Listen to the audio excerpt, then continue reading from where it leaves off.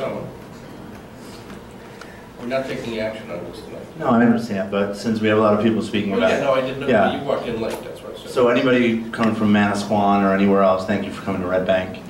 However, I think it's pretty clear from what we've seen tonight that what we have are, number one, some paid activists. Number two, what we have are folks advocating directly for the closure of a single business in town, right? Gary Hager's name has been mentioned on the record a number of times already this evening.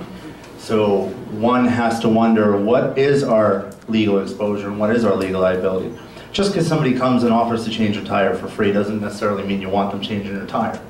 Just because we have an attorney who volunteered our services as a taxpayer, I don't want just some random attorney to come in and just because they'll do it for free, defend us in a case that we're walking into, knowing full well what we're walking into. Why don't we just come up with a compromise solution where we allow Bark Avenue, and this is a guy I've never spoken to, I have no idea who he is. He can be in this room, he can not be in this room. I have no idea who this guy is. But this is really unfair, right? This is really unfair, Mayor. You guys just raised taxes 5% a couple weeks ago, right? Once you focus on, you've got a borough report which is completely scathing that speaks to a lot of your individual responsibilities that none of you guys are doing, none of you guys have done a good job on over the course of years. We've had systemic failure at Borough Hall. And yet, we're trying to close a guy's business over, first of all, a lot of the testimony is also nonsense. A lot of those USDA violations, I looked them up, a lot of them are process and paperwork violations. There have been others from breeders, but they go back further than when Gary's been getting them. A lot of the act from these quote-unquote puppy mills, and there are still some out there, they've been cleaned up, but not all of them for sure.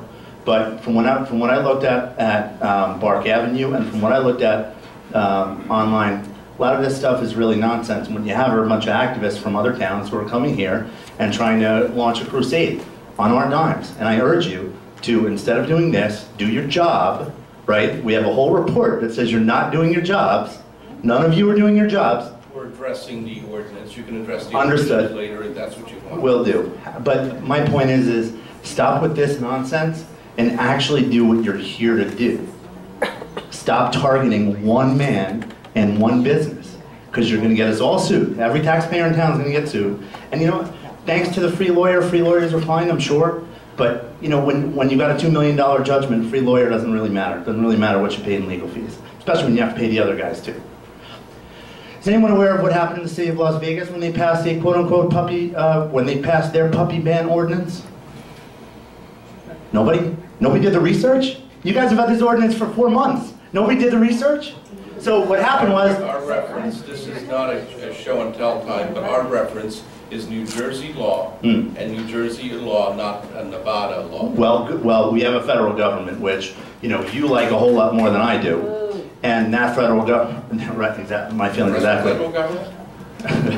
No, actually, yeah, I just meant as an entity. Oh, okay. They were talking about filing in federal court, and the city of Las Vegas did not want to accept the litigation.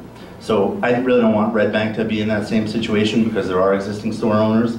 So there's a very good compromise here that can let you all get back to focus on what you're supposed to be doing, and that's running the borough, and you just ban them going forward for any other businesses, and when Gary Hager closes his doors, he'll close his doors. He knows he's got a spotlight on him. He's going to watch who he pulls in. I mean, he'd be an idiot not to. So you've made your point. Now let's move on. Thank you. Thank you.